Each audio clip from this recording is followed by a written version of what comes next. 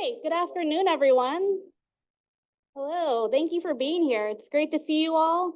I feel like this must be close to record breaking for studio. I mean, like Dively's almost full, so thank you for being here. My name is May Thompson, and I'm joined by my schoolmate, Sam. Hey guys, as May said, I am Sam Monroe, and it's a pleasure to be here today to kick things off for you guys this afternoon. With our success here, it wouldn't be without the help and the support that we've had from Dr. Hildy and Mr. Kostelik. Please give them a warm welcome. Hey, good afternoon, everyone. We're so pleased that so many people came out today to hear about the 2024 Capstone Planning Studio project. I would like to give a little bit of background about the class and the project before handing it over to my esteemed colleague, Jim Kostelik. So first, a little bit about the class. It's intended for graduate planning and urban affairs students, and usually in their final year of study, and it's taught in a studio format so that everyone's knowledge and skills kind of come together in this class, and they can apply those skills working for a real client in a real world project. So this year we have an interdisciplinary team of urban planning and development students, urban studies students, and environmental studies students. Our clients for this year are the Cleveland City Planning Commission and the Greater Cleveland Regional Transit Authority, and specifically want to thank Matt Moss, who's here today. I think Joyce Pan Huang is coming in from the city as well. I saw Mary Beth Beek from the RTA, and we might have Michael Schipper and India Birdsong Terry here as well. So thank you so much for partnering with us on this project. So a little bit about the project. In 1996, the RTA constructed a 2.2 mile, $71 million light rail transit project as part of the city's bicentennial. So the project, which has become known as the Waterfront line, was intended to provide improved access to the waterfront from Tower City and downtown. And up until then, we've had barriers like railroad tracks, industrial activity, the shoreway, which really limited public access to the lake and the river. And despite some, I guess, initial limited success in the early years, ridership on the waterfront line has declined and service has been sporadic over the past decade. In 2021, RTA shut down the line in order to repair the bridge in the flats, and it reopened in September 2023, but only for Cleveland Browns home games and recent special events like the recent solar eclipse. However, our students feel that there is a significant opportunity for the waterfront line to become an integral piece in the transformative redevelopment of Cleveland's waterfront. And Mr. Kostelik and I could not agree more. And we've been so impressed with all the efforts put forth by the students this semester. So I'll hand it over to Professor Kostelik. Thank you. This has been a very timely project because there's so much going on downtown Cleveland and in the flats right now. Over the past several weeks, significant initiatives have occurred or are occurring along Cleveland's waterfront, including the establishment of the North Coast Development Corporation and the Shore to Core Tax Increment Financing District, continuing development of Cleveland's lakefront plan by its planning consultant, Field Operations, and the design options for the downtown shoreway and a potential land bridge to the waterfront. The ongoing expansion of the Cleveland's Rock and Roll Hall of Fame, the recent announcement by Amtrak of a potential new rail station, redevelopment of Irish Town Bend into a world-class green space, continuing construction of the Bedrock Corporation regarding the Cleveland Clinic Global Peak Performance Center to be built along the Cuyahoga River behind Tower City, and the continuing design and engineering for several trail projects along the lakefront and in the flats. And so Cleveland Metro Parks has become a very important player in this particular endeavor. We appreciate Brian Zimmerman, CEO of Cleveland Metro Parks, being here tonight. I'd also like to shout out Ken Prendergast, who is with Neotrans. They have provided us updates on a lot of these projects throughout the semester. As you can see, there's been a lot going on the waterfront. You won't even mention the recent discussion about the Browns Stadium. For the purpose of this project, the students assumed it will stay in its current location. During the first phase of the plan, the students heard from several guest speakers who shared their knowledge and expertise about components of the project. The students also compiled questions for a public survey and identified several stakeholders who they would interview about the project. The second phase required significant collaboration among the students, both as a class and individual subgroups. And Dr. Hilly and I have just been amazed at how much time they have put into this project over the last 8 weeks. The class prepared survey results, market analyses, design drawings, and recommendations for the area. In addition to their plan, the students completed several other tasks, including developing graphics and maps, formulating a final report, preparing a summary presentation of their findings, which you are about to see, making all the arrangements for this presentation this evening, and constructing a website for the project, which should be activated in the next few weeks. Over the past 22 years that I've been involved with this course, I've had the pleasure of working with so many extremely talented students. Many of them are here tonight. And it's been just a pleasure working with them. This class is no exception. They have been working very hard, especially in the last 8 weeks. And Dr. Hildy and I greatly appreciate all of their tireless efforts. With that, I'll turn it back to May. At the beginning of the semester, our class was tasked with a challenge. How do we connect the city, the lake, and the river? During the first half of our semester, we learned from experts about what's currently going on. And as we just heard, there's a lot. We found one common thread through our entire semester, the waterfront line, the opportunity to integrate transit in all of these projects. The train that exists can serve as the connector between all of these various projects. Our class, 17th Street Studios, sees the importance and value of their waterfront line.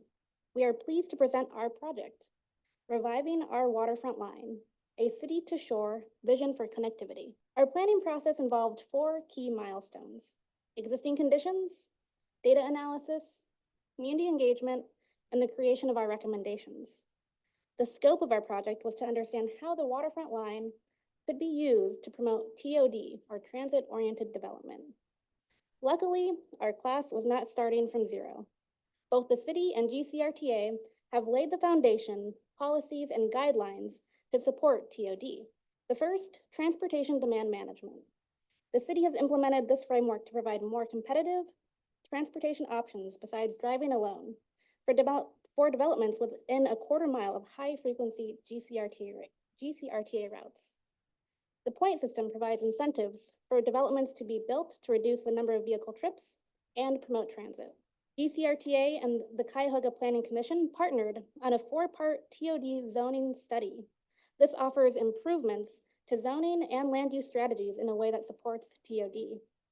In best practices for TOD zoning, key themes we considered as we went through the process were getting parking right, fostering vibrant communities, providing safe connections, and prioritizing affordable housing. The other given of our project, as mentioned before, is that there's a lot happening downtown. The map shows the different projects like the North Coast Master Plan, Canal Basin Improvements, and Flats East Bank, all with the connectivity of the waterfront and being within the quarter mile of this transit amenity. So after going through this process, we found ourselves focused on 3 key principles: accessible, resilient, and equitable. We use these 3 principles to guide how we implement our recommendations. As our project title suggests, reviving our waterfront line, there is a sense of ownership and pride that we all have. Now I'll turn it over to Sam. So our mission statement, if we're going to break this down, reviving, the waterfront line is currently underused or lacking the surrounding resources to really truly reach its full potential. Reviving signifies a plan to rekindle interest, activity, and investment into the line. Strengthen and accelerate, here we're suggesting enhancing its functionality, reliability, and making it a more dependable and attractive option for riders. Creating a well-connected transit system. Restore and transform. With restore, we're suggesting the desire to reclaim and revitalize the waterfront, making it a vibrant and welcoming place for everyone. Transformation goes beyond just restoration, envisioning a makeover, creating a destination, offering experiences and amenities. So our vision, the downtown Cleveland waterfront, as we know, boasts beautiful riverfront and lakeshore, yet many people may not have the accessibility to access it and all of its valuable assets. Public transportation plays a critical role in creating a cohesive waterfront experience, but the full potential of the waterfront line still remains untapped.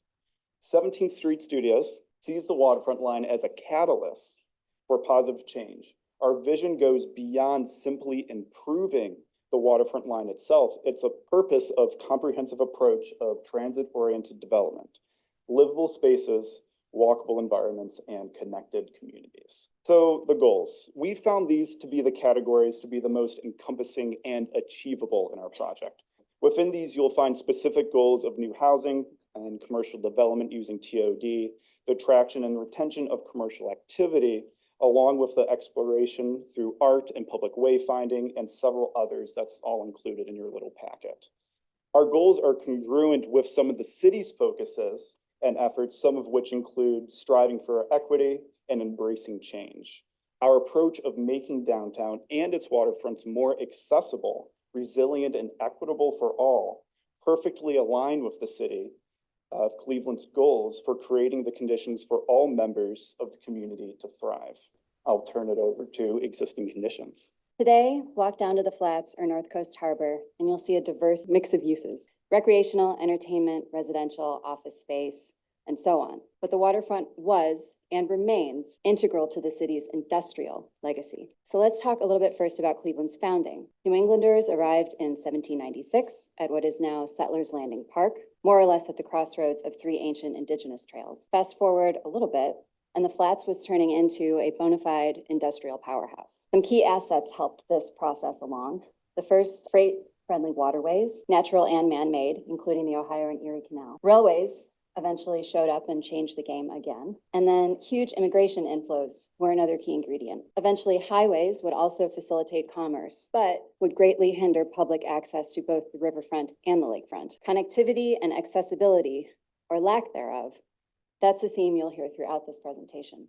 The 20th century was sort of a roller coaster of growth and decline, with major events like the Great Depression and the two World Wars impacting things here at home. In the second half of the century, the city, including its busy waterfront, was impacted by population loss and deindustrialization. In more recent decades, the waterfront has become a locus of residential, hospitality, and recreational uses, and that is a process that is still very much underway. Paired together, the riverfront and the lakefront reflect a unique mix of history and modernity.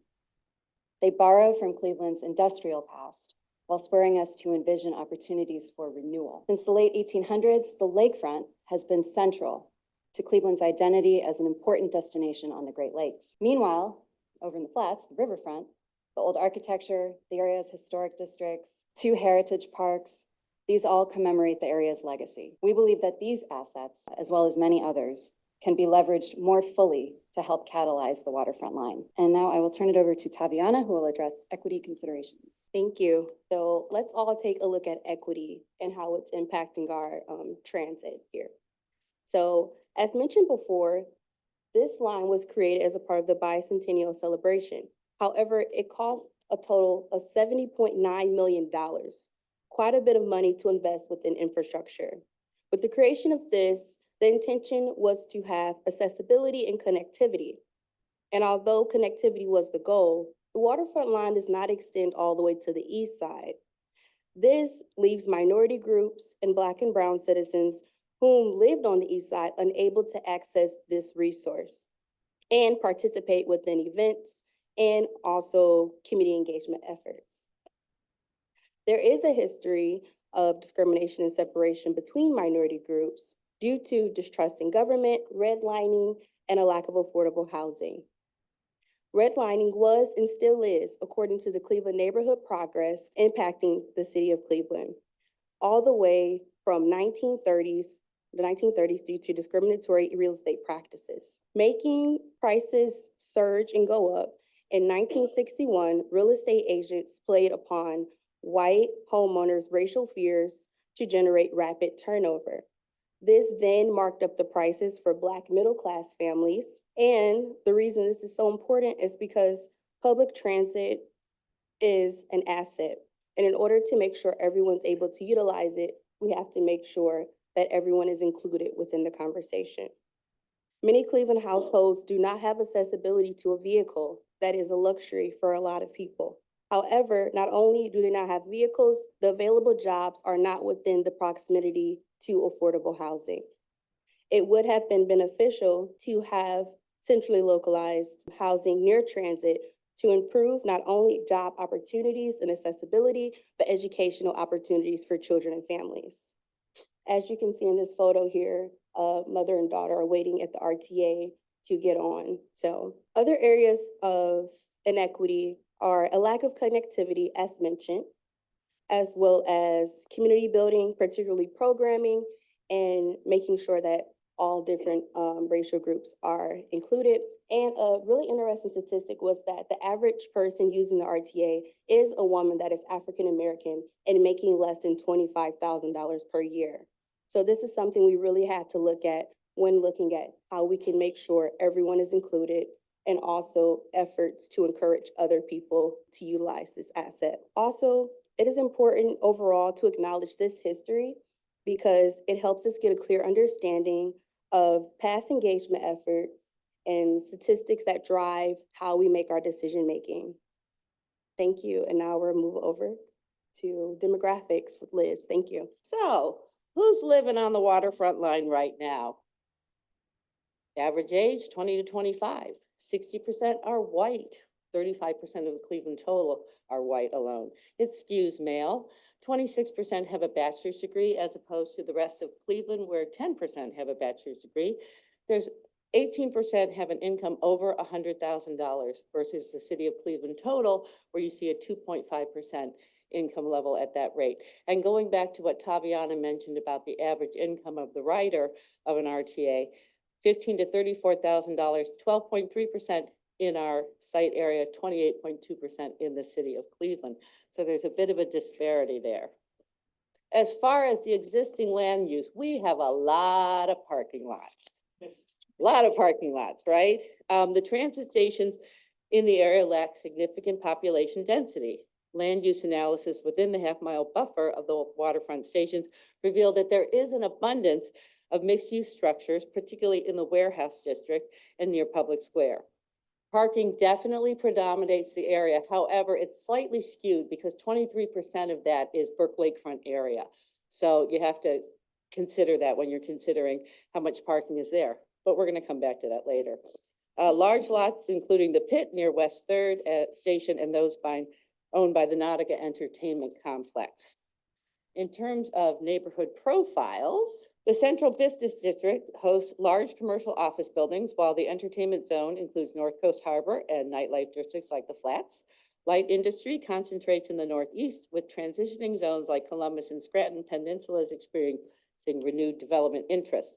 The mixed zone accommodates some various uses, notably in areas like the Flats East Bank, where residential and commercial growth exists. As far as public and private ownership, right now it's interesting. More of the land is owned privately, 73%. However, along the actual waterfront, the city owns most of the land, which gives us great opportunities for development. Notable private landowners include Bedrock, Nautica Entertainment Incorporated, and then the public land is owned by the city of Cleveland, the port, and the metro parks. Notable sites like Brown Stadium and the Justice Center complex will be discussed later. In terms of our existing zoning, zoning within the half-mile radius of each waterfront line station is different, including general industry, general retail, semi-industry, limited retail, downtown residential, and open space recreation. Each zoning district consists of different regulations regarding residential, commercial, and industrial uses. The zoning inconsistencies surrounding our waterfront make it difficult to accomplish the goals of transit-oriented development. Another challenge in our existing conditions is the elevation changes along the waterfront line. As you can see from this slide, and the picture is 9th Street looking down, There's significant elevation changes throughout the site area, which will also cause obstacles when it comes to developing the area. As far as declining ridership, as you can see on this chart, ridership has declined since 2002. But if you adopt these plans, it's going to go way up. We have an active transportation infrastructure. There are bike lanes in the area. We have the towpath. We have a lot of interest in reviving the bike lanes with the metro parks. There's nearby on-street lanes that are present on Superior and Detroit. However, the trail quality near the waterfront line exceeds that of on-street facilities. Enhancing the on-street bike network and improving bike access between the waterfront line and downtown, which is currently hindered again by those steep hills, would be future priorities. In terms of existing community resources, you can see that there are several community resources along the waterfront line. There's many public buildings located in the mall, and there are public resources directly on the lake. However, they are not typically accessible. And again, accessibility is a big part of our recommendations in terms of the land. So you all know that the river caught fire a while back, and that brought us the EPA. This is great. We have the Clean Water Act, which has also enhanced water quality. However, we have an 18% tree canopy in Cleveland, which is horrible. We used to be the forest city, and now we're a giant heat island. So we can do something there. Again, those parking lots. So finally, to wrap all this up, we have a great piece of infrastructure. We have existing buildings that can be rezoned, and we have money and political will to get it done 17 plans later. Weaknesses, we have an inconsistent schedule for the waterfront line itself. Rents are kind of expensive down in the area that we're looking at, and the line ends in a parking lot. But we have so many opportunities. We did surveys. We found out what the city wants. We can rezone, and you're going to hear a lot about that. And we can actually eventually someday connect that line so it makes a complete loop around the city. Now, we do have some threats. The Cleveland Browns might be leaving. We may or may not have Jones Day leaving downtown sites. There might be other big name tenants leaving, but that's okay because we can overcome all of that. The existing infrastructure and the heavy rail I-90 plans are not within our control. However, again, did I say we have money and political will? Let's think of the opportunities. And with that, I'm going to turn it over to EJ. Thank you, Liz. Clapping is right. That was a lot to manage. Kelsey and I are going to talk about the market analysis here. And in our market analysis, we consider trends in the greater Cleveland area, greater downtown area, but we pay special attention to the 10-minute walk shed surrounding the 5 main stations of the waterfront line. And what we find is that where there are weaknesses in the general market, there are opportunities along the waterfront line. For instance, whereas a lot of office properties are struggling to maintain tenancy as businesses are moving towards remote and hybrid work schedules, the small footprint and historic specialty character of offices in the in the warehouse district along the waterfront line can appeal to those businesses that are trying to downsize. That has a spillover benefit for retail businesses that can capture daytime office workers, catering to them and making ground floor retail all the more viable. There are weaknesses as well. Where retail has thrived elsewhere on the west side, residential density has played a key role. Yet retail along the waterfront line does not have much in the way of neighborhood goods and service offerings. So pass it to Kelsey. Thanks, EJ. So looking at the neighborhood needs, our analysis revealed impactful takeaways important to the suitability of our proposed redevelopments. We know that housing demand for low and very low income households is high, but supply is low. Most occupants are experiencing cost burden and dedicating 30% or more to housing costs. Finally, lakefront housing data supports an opportunity to deliver mixed income housing, both high value and affordable housing stock. Right, and in addition to these market conditions, there are a few other factors to consider regarding potential redevelopment along the waterfront line. One, as Liz mentioned, is a great amount of space dedicated to surface lot parking. Some others include high construction costs, the eligibility of financing and gap financing in particular, and perhaps most significantly, the lay of these potential sites along steep grade changes and disconnects that can really govern the feasibility of TOD infill. With that being said, we'll pass along to Hannah and Jody to talk about community engagement. So one portion of community engagement for this project came from public input through surveys. Our class designed the questions and the survey, along with the informed consent forms, were approved by the Institutional Review Board. We primarily used an online survey and shared a QR code for it through social media and flyers. Each student also conducted an in-person session to gather surveys at either the RTA station in Tower City, the Cleveland Central Library, West Side Market, or Public Square between March 10th and the 24th. In total, 371 surveys were collected. A portion of the survey was dedicated to gathering demographic information.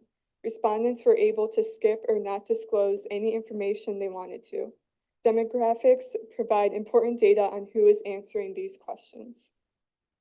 So this map shows the home zip code of survey participants. A high concentration of respondents live on the west side of Cleveland, and there's a noticeable concentration of responses from the east side. We also received responses from those who live in surrounding suburbs, even getting 2 responses from Sandusky and Dayton. Our results showed that 81% of respondents identified as white, while 11% identified as Black or African American. A significant portion of respondents said their average household income is either over 100,000 or between 60 and 100,000. Finally, for the demographics, 88% of respondents have a car within their household. The car ownership groups will be used later to compare results between those who own a car and those who do not. Overall, the demographics of our survey participants do not completely represent the average demographics of those that utilize transit. Our survey results show that our sample is less diverse, more affluent, educated, and younger than Cleveland's population. We acknowledge that due to this, the following survey results may not capture the thoughts and opinions of our target population. And now we will talk about the key insights from the survey questions. As you can see from this visual, a majority of respondents, whether they own a car or not, would likely use the waterfront line if it resumed operations on a regular basis. And an interesting note is that those who are very unlikely to use the waterfront line all own a car. Respondents indicated that the top 3 amenities needed are green space, housing, and recreation opportunities and venues. And for housing options, the top 3 were mixed income, market rate, and affordable housing. Both the amenities and the housing options inform and support our development recommendations that we will mention later on. The top 3 reasons indicated for not using public transit are it's not convenient, takes too long, and the proximity of stops. Within the other answer selection, people said they choose to walk, bike, or drive instead. Knowing the reasons why people do not use public transit allows us to see how we can improve the situation and attract more people to the waterfront line. An additional question we asked was for the respondents to list 3 words that describe Cleveland's waterfront. Out of all the responses, these were the most common negative words, which include underutilized, inaccessible, underdeveloped, and disconnected. However, people also gave positive words to describe the waterfront, including potential, beautiful, opportunity, and fun. While the current perception of the waterfront may hold some negative opinions, the inclusion of positive words show us that people still believe it can change into a more welcoming environment. Finally, within the public survey, we allowed respondents the option to write additional comments about development around the waterfront line and the waterfront. These were the most common themes within the comments in no particular order. One of the more popular responses was the need to extend the waterfront line either to the east or to complete the downtown loop. Other individuals commented on the need for more housing, green space, and development that supports daily amenities. Overall, the vast majority of survey respondents want to see something more than just the parking lots and garages within the downtown waterfront area. They want a vibrant, energetic neighborhood that supports daily life. And now Jody will talk about the stakeholder interviews. So in addition to hosting public survey, we expanded community engagement to include stakeholder interviews. And those were folks that we identified as people or corporations having a high degree of either influence or interest in development projects in that area, and then certainly with the recommendations that we'd be making. So we were ultimately able to conduct 13 interviews. And we're pleased to have gathered a pretty decent cross-section of folks ranging from community advocacy groups to government agencies and entities to public corporations as well. So felt that these responses were pretty well represented there. We asked them what they felt the greatest opportunities for growth and development were in the area, what they thought maybe the greatest hurdles could be, how they envision the 10-year future of the waterfront, and if they had any creative ideas for the muni lot, which we'll get to later. From those responses, 5 sort of like key themes emerged here, which are listed here. And that's the importance of multimodal access and connectivity, more green space and open public space, the need for consistent density and not necessarily density just during big events or on weekends, but consistently throughout the week, addressing the stigma or public perception that public transit sometimes has, and the importance of cooperation and work share between government agencies, our private stakeholders, and the community partners. And ultimately, what we were really pleased to find is that if you listen to Hannah a little bit about what our public survey respondents told us, and they align pretty nicely with what our stakeholders said as well. So we are pleased to see that synergy there. And that gave us slightly more confidence, I suppose, in as we're making those recommendations, any recommendations that we would make based on community engagement, we could feel confident that they were supporting and serving both of these demographics. And on to Alex. Thank you, Jody. All right. So as we've discussed so far, the project area is rather large, as we can see here. So it encompasses a majority of downtown Cleveland and the downtown Cleveland waterfront. So for the sake of organization and clarity, we have decided to break this large area up into 3 distinct zones seen here. Each of these 3 zones represents a unique neighborhood with various building typologies and distinct physical characteristics within them. In addition, each zone is designed to capitalize on the ongoing and upcoming projects in the nearby area. So looking at the zones here, starting from the west and moving east, we have zone 1 in the pink. This is going to be the riverfront zone. Within zone 1, we'll find the Settlers Landing and Flats East Bank waterfront line stations.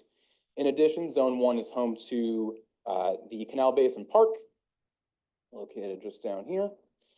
We have multiple trail connections from the south as well, in addition to the Loop, located right up here, and the Flats East Bank Entertainment District, also in this region. The nearby projects we look to connect to here with Zone 1 are the Scranton Peninsula and Irishtown Bend development projects. Moving to Zone 2, in the green here, is the North Coast Harbor Zone.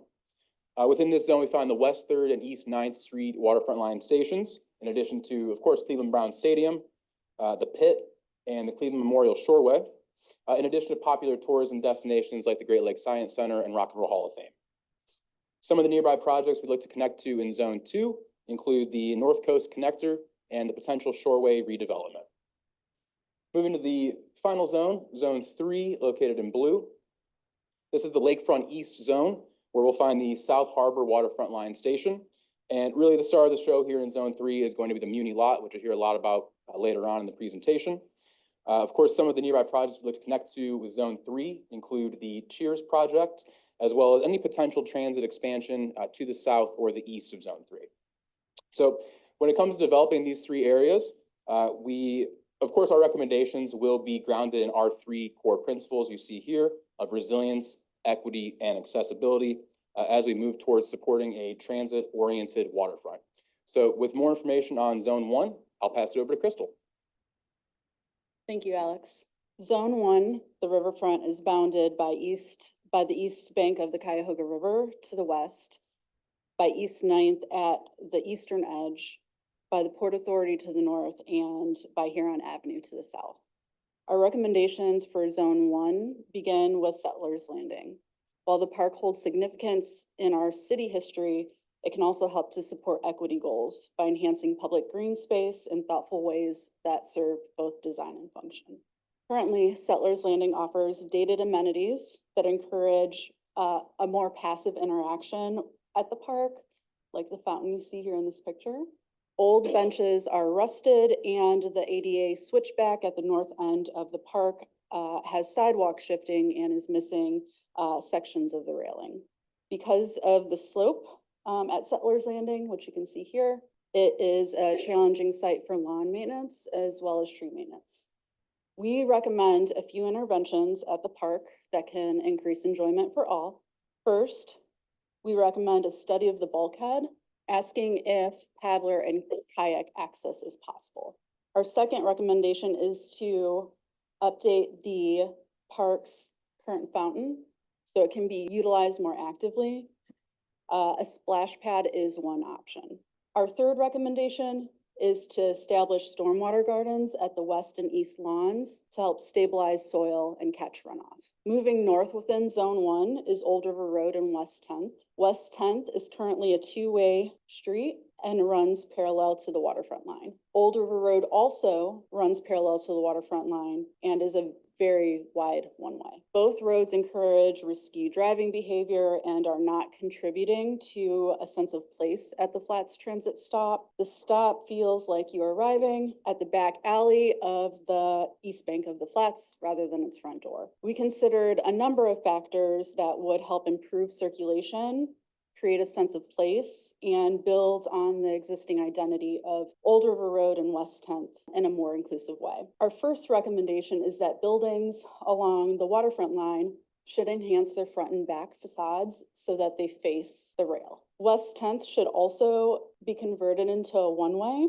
and the western sidewalk abutting the waterfront line could be expanded to be ADA compliant and increase tree canopy. Tree canopy along Old River Road could also be increased with parking bump outs that feature stormwater inlets and that are designed in such a way to narrow the road and keep parking limited and in demand. Further north, we turn our attention to the Loop, which is a 2-acre undeveloped site completely encircled by the waterfront line and situated on Port of Cleveland property. The Loop was intended to be a stop on the waterfront line. However, plans for development at this location on the rail remain unrealized, and the Loop can only be accessed by the Port Authority. We recommend clean, renewable energy for the Loop development site, a bio-solar farm featuring solar panels, stormwater capture, and a monarch habitat supported by irrigated gray water helps to meet the Port Authority's climate action goals. We estimate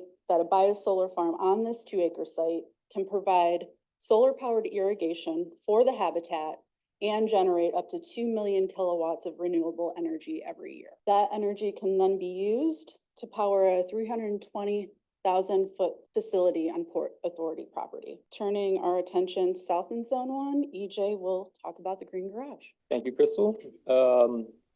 The ultimate goal of development along the whole waterfront line is to build up enough residential density that can enable regular and efficient transit service. The most preeminent challenge to that goal in Zone 1 is, as Liz foreshadowed, the excessive amount of surface parking. It's most obstructive here in Zone 1, where block-size parking lots punctuate what could be continuous mixed-use neighborhood fabric, or at the very least, more permeable surface. Now, policy strategies to reduce and remove this parking are working uphill against strong real estate case for property owners to maintain their lots. They're making a lot of money there. And also the preference of commuters who can be fiercely protective of convenient parking options. So to supplement policy on that front, we offer 2 recommendations. The first is to use financial incentives to directly reward and encourage property owners to remove parking. This may look like a parking removal grant or parking removal tax credit. The second strategy, and the one we explored further, is to use design to meet traveler preferences where they're at and try to steer them towards alternatives and convincing, convenient, and comfortable ways. And so the Green Garage is a concept that explores just that, how to fold in drivers into an improved downtown transit network where they can be in direct contact with alternative ways of moving. They can become familiarized with them, how accessible, how convenient, how useful they can be in their everyday. The key placing of this at Columbus Road up to Detroit Avenue concentrates parking on the margins of downtown, and it helps the garage function as a synapse between downtown circulation and drivers who are coming in and can thereafter choose more active ways of circulating the city. They can be attracted to this garage because it's sheltered, it's safe, you have access, easy access on Detroit Avenue and Columbus Road, and it's also appreciably easier egress on weekend evenings to manage outflow. Once they arrive, they can be made into direct contact with Waterfront Line brand marketing. They can be directed to the Settlers Landing Station, which is just 300 feet away. They can also be introduced to a host of amenities and TDM menu amenities for more active travel. supporting biking, e-scooters, rideshare, electrical vehicle charging. And more to the point, it can also reintroduce over an acre of green space to the surface plane with a green roof and other green infrastructure installations. Some design considerations, additional design considerations might be to include a protected bicycle track through the garage to help them navigate the grade change in a safer way, less intersections. The garage can also be built with the intended future of it being obsolescent. Mission achieved means we won't have parking garages, it'll lose demand, and we can provide the garage for adaptive reuse. And thinking ahead to that, we can make design considerations that lend to floor plates, elevators, and periphery windows that allow for that sort of thing. It is, after all, in the end, structured parking, which is not preferred, but it can also be a stepping stone between a commuter base that is devoutly car dependent and a commuter base that is much more familiar with the transit system and willing to at least minimize how much they're traveling through downtown. That will pass along to Lena. Hey, thank you, Crystal and EJ. So here we have a riverfront conceptual map depicting all of the concepts that Crystal and EJ just discussed. In this zone, we were really focused on introducing pedestrian-friendly amenities. Starting here at Settlers Landing, we are proposing to reimagine the existing fountain as a splash pad, introducing a kayak dock and channel along with a Cleveland destination sign. Just diagonal of this site, we have the Robert Lockwood site, where we are proposing a green garage with associated multimodal infrastructure and bike connectivity. Also persisting throughout this site, we have multiple impervious surface parking lots. One of the ways we're aiming to reach our goals of resiliency is to propose green infrastructure and tree canopy throughout. So starting just north of Settlers Landing, we have the Old River Road site. Here we are proposing a permeable lot with parking and bioretention basins with native tree canopy. Lastly, our most northern site, we have the Loop. Here we are proposing a bio-solar farm in conjunction with the Port Authority's climate goals. Additional to these concepts, we are also proposing improved connectivity throughout and infill development on the remaining lots. We are confident that these concepts will increase ridership along the waterfront line, along with spurring additional development in the area, really transforming the riverfront zone into the destination place that we are trying to achieve. With that, I will introduce Crystal back up to go into Zone 2. Thank you, Selena. Zone 2, immediately to the west of the Port Authority, is bordered by West 9th on its western border and East 9th at its eastern border. It includes the Brown Stadium to the north and St. Clair Avenue to the south. Through our research, we discovered many areas to support pedestrian and cyclist safety while supporting our climate resiliency goals. West 3rd offers the greatest opportunity for immediate interventions given the 20-foot protected pedestrian crossing on the eastern side of the street. West 3rd is characterized by awkward and dangerous interactions with motorists entering and exiting the shoreway. And due to heavy traffic, crosswalk striping at this intersection is virtually non-existent. Our first recommendation is to make the pedestrian overpass more colorful and inviting with public art along the eastern side of the street. We also recommend boldly colored raised crosswalks, a pedestrian cyclist flex space, and gravity irrigated planter beds to enclose the zone as it interacts with the Memorial Shoreway. In our scenario, the Browns Stadium would remain and Alfred Lerner Way would become the Browns Village. It would be closed to through traffic at all times and would become the front door to the Browns Stadium, to Great Lakes Science Center, the Rock Hall, and to Voinovich Park. It's also the most direct way for cyclists to get to the Lakefront Bikeway at East 9th that will take you all the way to East 55th and the Cheers Project.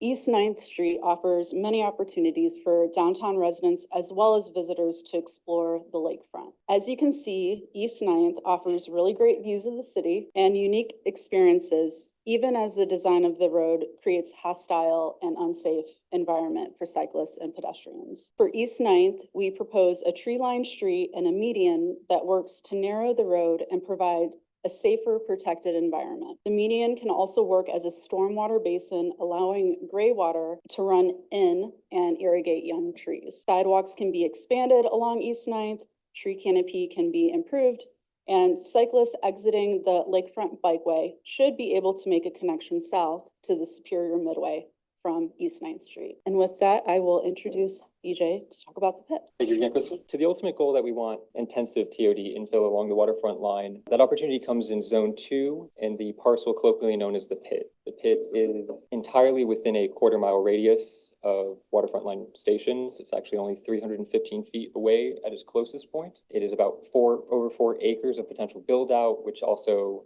accounts for about a fifth of the surface parking that exists between the riverfront and West 3rd. And it's altogether an opportunity to apply what we've learned in our public engagement and what we've found in other analysis about what this community needs and see the financial feasibility of it play out. And the programming of such a project that accounts for those needs would look like this. It prioritizes neighborhood goods and service retail. It focuses on mixed income, holding space specifically for working class renters, and it offers space for meaningful social interaction. And on a preliminary assessment of this, it shows that this program performs well. There's enough demand, it makes enough money, it can cover its debts, it can be profitable, and it has investment value. The problem we find is, of course, funding the whole project. But there are a number of sources that we found that are key to getting a project like this in this site up and going. One of those I'll first mention is new market tax credits, which is pretty instrumental. The site currently ostensibly does not qualify for these tax credits, although it did prior to 2020, and it will very likely or could likely be eligible again in 2025. Another key source here is the transformational mixed-use development tax credit, which comes with some requirements about how big it has to be. It encourages size. And so when we think about these potential sites, something like the pit, which is large and will need large-scale redevelopment, this is pretty opportune. In other areas in the waterfront line that are smaller, it's maybe not very useful or it's not useful enough. Another one is the TIF, which brings into focus the shore-to-core to shore TIF. But ultimately, the run of it is that the developer equity is so large, it's a bit unrealistic that this project would get funded. But there's some takeaways for any transit-oriented development infill strategy that's to be devised around the waterfront line. And the first one is that any one of these strategies should be very mindful about the way that they phase their projects. Even small projects in the near term that seem low impact can open up the pathway to more financial tools in the future that give way to enabling larger redevelopment. To that end, scale is key, timing is key. Another takeaway is that these strategies can benefit from maintaining long-term development finance capacity. There's a lot of resources out there.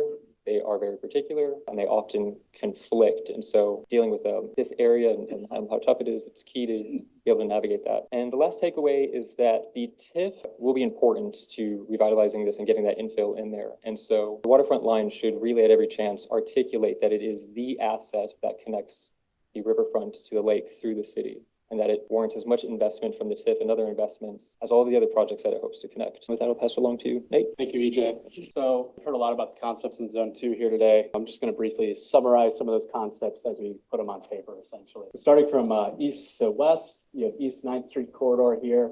Again, we're proposing to make that a complete and green street with expanded bus service and multi-use paths that'll make it more comfortable for pedestrians. There's also, here's the multimodal concept here. This has been talked about widely in the past few weeks, even as being a potential future multimodal site where the existing Amtrak station is today. One of the ideas we had during this was the idea of kind of connecting it with the existing RTA structure that serves the East 9th station there.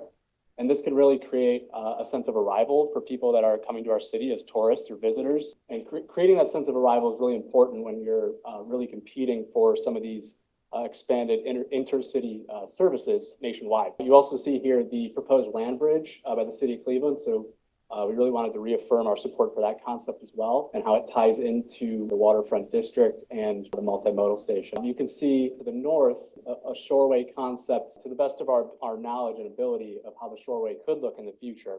And that's a really key point because a lot of these concepts we're talking about here today can't happen unless the shoreway does become a boulevard and is no longer a barrier to the lakefront and the waterfront. We really do need a people-friendly boulevard that is safe and accessible for all to get across. So moving to the west here, you'll see the pit site that's again currently surface parking that EJ was discussing. And what we're proposing here is sort of a extension of the downtown grid, creating new smaller blocks and paths that allow you to connect one with the Flats East Bank but also, again, with West Third as a key corridor to the lakefront. Speaking of West Third, we are proposing as well to make it a complete and green street, but also north of the Shoreway, we had the idea of doing some sort of open street concept where in the event that the Muni lot is redeveloped in the future and where tailgaters go, right? Where does all the partying go? So this open street concept on West Third can really start to serve as that tailgating space. It can be programmed for events and tailgating and all that good stuff. And, down here to the south, we have a little bit more infill of some of the surface parking lots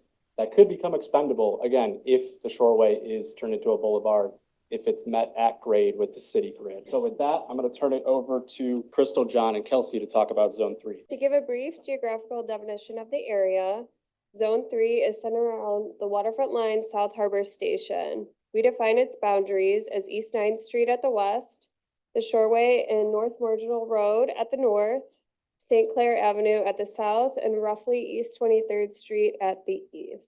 So the city-owned lot currently sits underutilized most of the year with nearly 20 acres of impervious surface offering over 2,000 parking spaces. The most popular use of the lot occurs prior to Cleveland Browns games and the annual air show, which attracts thousands of people each September. Our proposed redevelopment aims to increase the accessibility and resiliency of two of Cleveland's greatest assets, the public transportation infrastructure and our lakefront.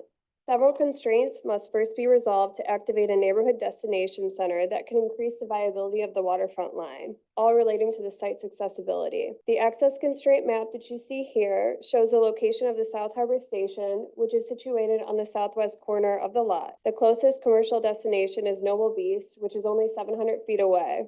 Though close in proximity, if you're traveling by foot, this would increase your distance by nearly 8 times. For example, heading west from the station, the only available path would require a mile walk. If heading east, the distance is approximately 2.5 miles. So all of this to say that driving is the quickest and most efficient method here, which would take under 4 minutes. The Shoreway was constructed with the intention of conveniently connecting commuters with downtown, but has served as a substantial barrier to the lakefront access in the areas which it intercepts.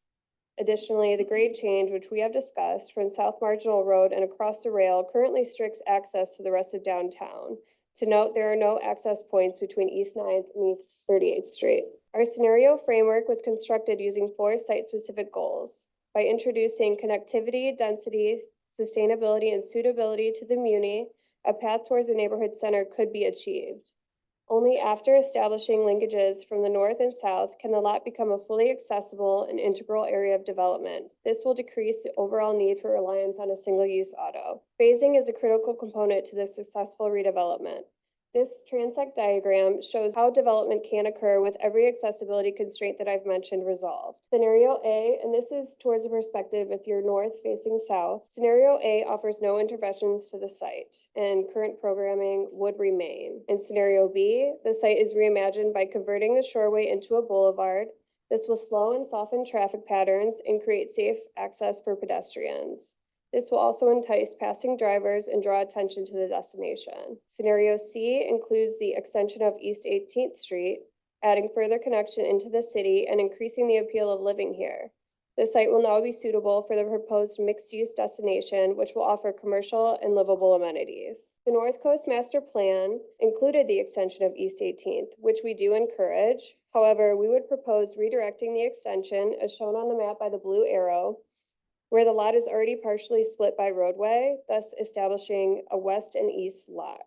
Scenario C also introduces the idea of extending the waterfront line by establishing connection to the eastern suburbs or by connecting back into the downtown area. And we'll now have Crystal come back up to discuss the conceptual designs for both lots. Thank you, Kelsey. For our purposes, just as Kelsey mentioned, we have to understand the development at the Muni lot in phases that are dependent on the north and south connection, as well as an extension to the east that could serve as a catalyst to successive development phases. We recommend approaching development at the Muni lot first at the west end, then to the east. Municipal Lot West will begin with an expansion of existing green space and the development of a container park adjacent to the existing South Harbor stop. Waterfront line riders would exit a newly enclosed facility, enter onto this platform, turn left into the container park. Regardless of timelines external to the Muni lot, The expanded green space and container park will activate the site year-round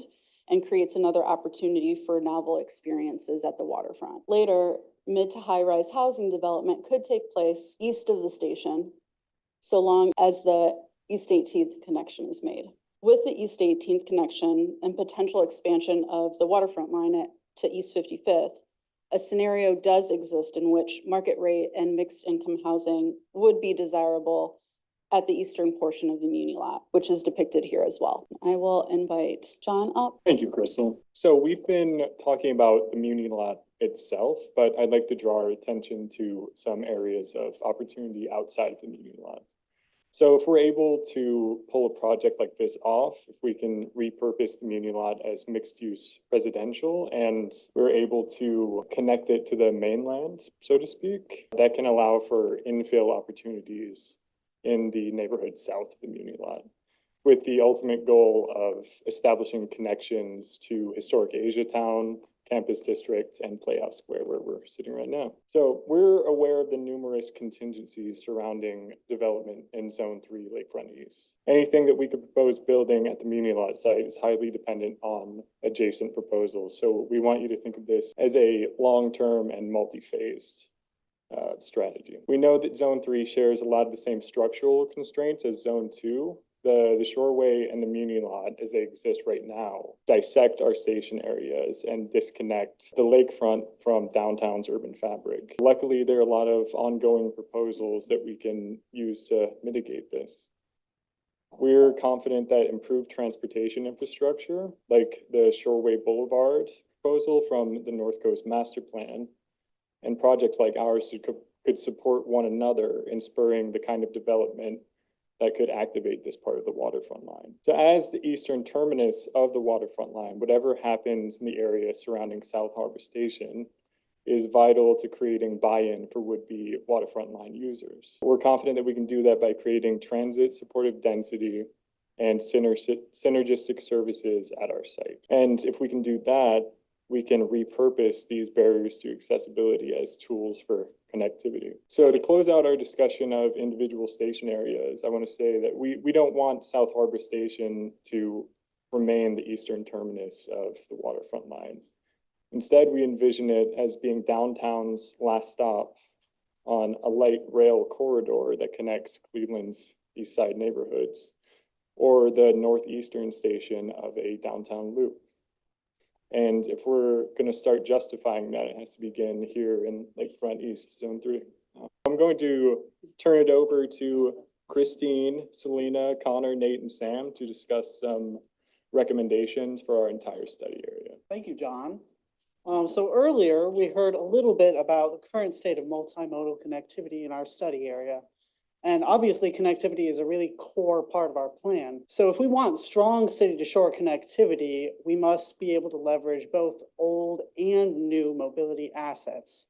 And behind me, you can see a map showing the existing connectivity in the study area, including light rail, bus, trails, and streets. But the biggest takeaway, however, for us is that there are two critical connectivity gaps that are highlighted on the map. One being between the riverfront and the lakefront through the flats, as well as the East 9th Street corridor. Both of these areas require better non-vehicular traffic routes. And so the waterfront line has a really big part in playing for this, but it really needs help because right now it's kind of just sitting there by itself. So we envision that help coming in many forms. One of them would be greater connectivity. So an integrated waterfront line with TOD can really be well integrated with other modes of transit, such as bikes and micromobility, which will help to attract more riders. Furthermore, creating active mobility corridors will really help to bolster ridership on the line. And also, an environment that is easily navigable without a car will help to boost transit ridership overall, which could really help to justify the reopening of the line and putting it back into regular service hours. So these two gaps are really focal points for our exploration of potential additions to the connectivity network, which I will hand over to Christine to talk about now. So my peers touched on some of our specific connectivity recommendations. Many of them align with, and some of them go beyond, other recently proposed plans to create safer streets downtown. To summarize some of our focus areas aimed at enhancing the local trail network specifically, we're calling for complete and green street treatments for several key routes that include both north-south and east-west connectors. That includes streetscaping, road diets, and more miles of trail. Down in the flat, we propose meaningful improvements to the public right-of-way. And over in the Muni Zone, which arguably has huge connectivity challenges, a critical new connector would be an extended East 18th Street.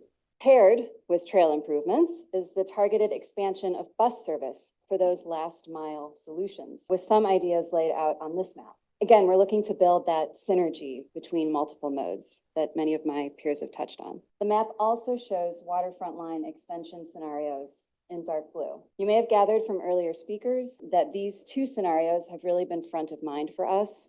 That is extending the line to Cheers eastward or creating a downtown loop. We might ask ourselves, if the line currently and in the past has struggled with ridership, how could making it bigger be justified? On the other hand, if we assess the waterfront line to be too short to be viable, would an extension tap into some kind of latent connective potential? Looking at the longer term, we think that more ideal future conditions for a waterfront line extension are not only possible, but are already being planned. An extension makes sense if paired with one, other major development hubs that are coming online, including but not limited to North Coast Master Plan, Bedrock and Cheers, and two, intensive TOD infill along existing waterfront line stations. Meanwhile, in the medium term, we propose feasibility studies for both of those extension scenarios. I'll now turn things over to Nate, who will discuss our vision for future land use. Thank you, Christine. So you saw the slide earlier about the existing land use, and we know one of the challenges that we have is there's a lot of gray. There's a lot of existing surface parking lots. So in order to really build transit supportive neighborhoods that it's going to enable the waterfront line to reopen and be viable, we need the new infill at the strategic development sites that we showed on our plans.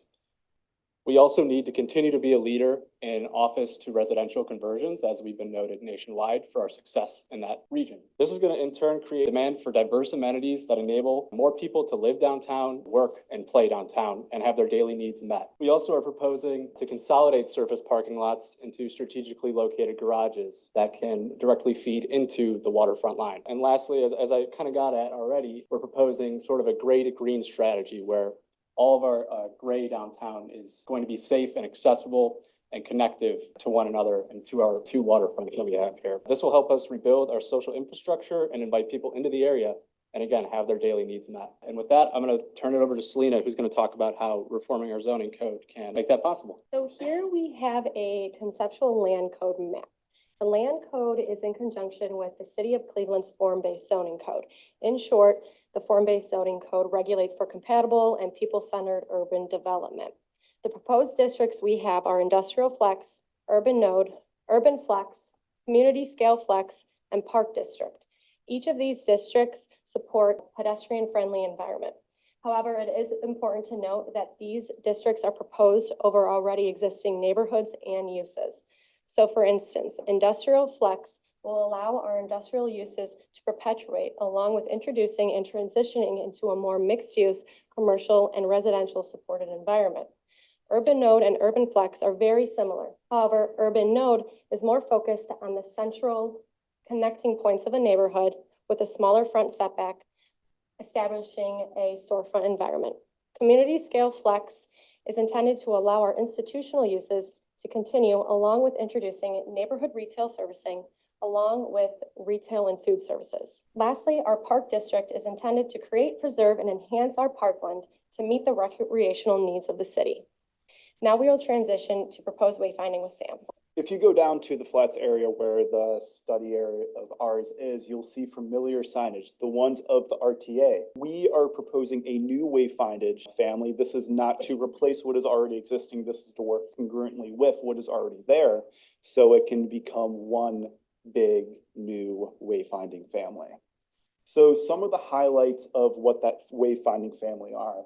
If we start down on your far right-hand side, historical markers, which play into the context of the surrounding area, the heritage, the cultural and just the historical past of what the waterfront has in the surrounding districts. Informational signs, as you can see in the middle, pretty general, but really gives a individual who's down at the waterfront good directions on where exactly they are, what's to their left, what's to the right, what bars, restaurants, attractions are near them. And then lastly, as spoken earlier by EJ, the Green Garage. So say if you were going to arrive to the waterfront by car, the Green Garage would have a big digital sign right in front. So entering into the garage, you would be met with information with the current spaces available of the garage, along with attractions in the area, restaurants, things like that. And then on the opposite side, so the side facing into the garage as if you were leaving it, this will show more information on the surrounding area, bars, restaurants, events that are upcoming, special menus, that may be popular at the time for restaurants, along with revolving updating times for the waterfront line as well. Turn it over to Connor. Thank you, Sam. So we strongly believe that our proposals for all of this project will help to bolster our principles of accessibility, equity, and resiliency.